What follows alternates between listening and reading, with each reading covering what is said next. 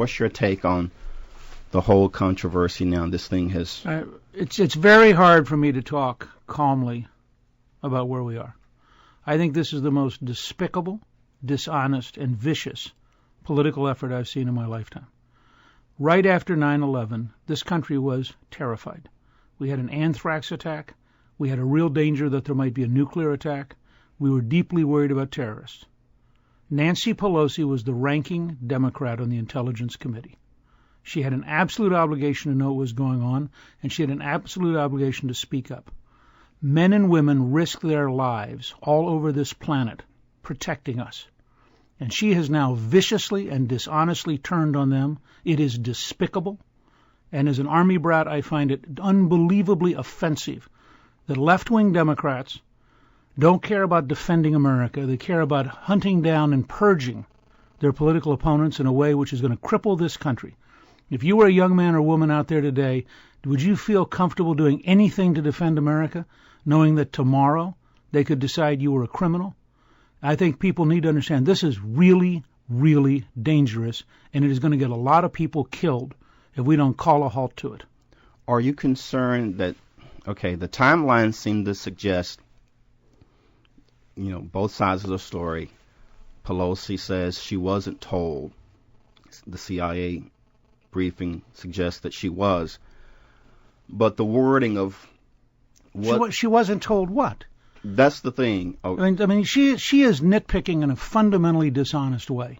It was her job. She could ask any question she wanted. The CIA and Porter Goss, who at that time was the chairman of the committee and later became the CIA director. Remember, Porter Goss had been a CIA agent years ago.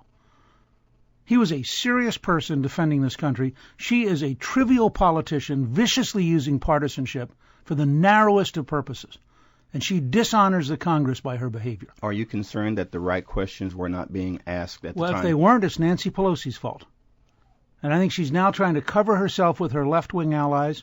And the fact is she either didn't do her job or she did do her job and she's now afraid to tell the truth. When it's all out on the table, who loses depending on... Well, first of all, the country's losing right now because we're sending signals to the men and women in uniform and the men and women in intelligence to not defend America, to not trust your political system, to not trust your leadership, and to assume that even if you have legal advice, it may be changed later by some politician for some narrow partisan purpose. So the country is losing every day that this goes on. And second, I think for any honest person, that Speaker Pelosi is the big loser because she either comes across as incompetent or dishonest. Those are the only two defenses she's got. Now, so are the Republicans going to gain from this controversy? I don't think we ought to think about that. I think we ought to ask remember, this country is at war. There are people out there this morning who are trying to figure out how to kill us. I mean, nobody asked in 1943, will the Republicans gain over how a battle was fought with the Germans or the Japanese? They said, what are we doing for America? And I think we ought to focus on the question, what are we doing to make sure no nuclear weapon goes off in an American city? What are we doing to make sure there's no biological attack that kills 1 million Americans? What are we doing to make sure that next week you don't have a bomb go off at the local mall? And those things strike me as pretty darn important. And if you don't think they are, watch the evening news and watch countries where there are bombs going off. Now, has this taken the emphasis away from the debate about the use of torture? Because it seems to be that the issue about whether or not we were torturing detainees or suspects has been swept aside for now. The big story is who knew what and when in the debate about whether or not we should use... Well, look, I think we should have a debate nationally about whether or not the President of the United States ought to have the ability to use extreme measures if you think somebody might be engaged in trying to plant a nuclear weapon in an American city.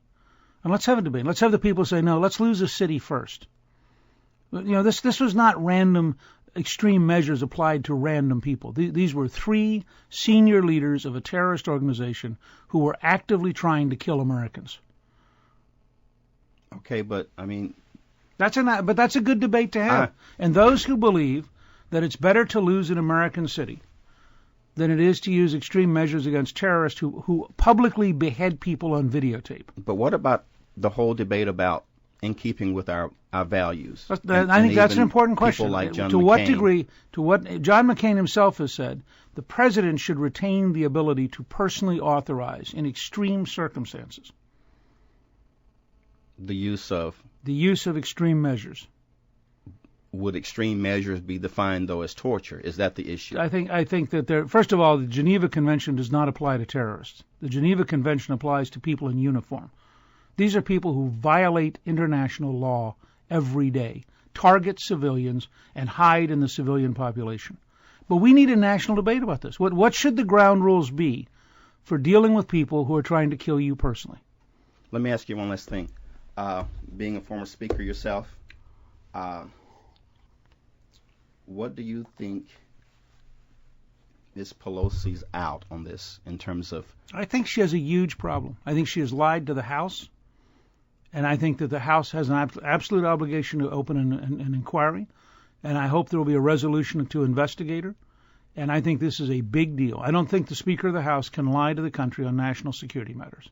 This isn't politics. This is national security. When you were Speaker, if it had been you in a situation like this, if Pelosi is right that maybe she wasn't fully briefed, the ball is still in her court.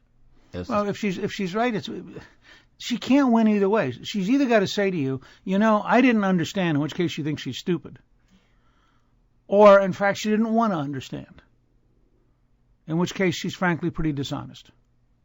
Now, I think that's a pretty weak background for a speaker to say, should I take the stupid defense or the dishonest defense? Which one do you think works better?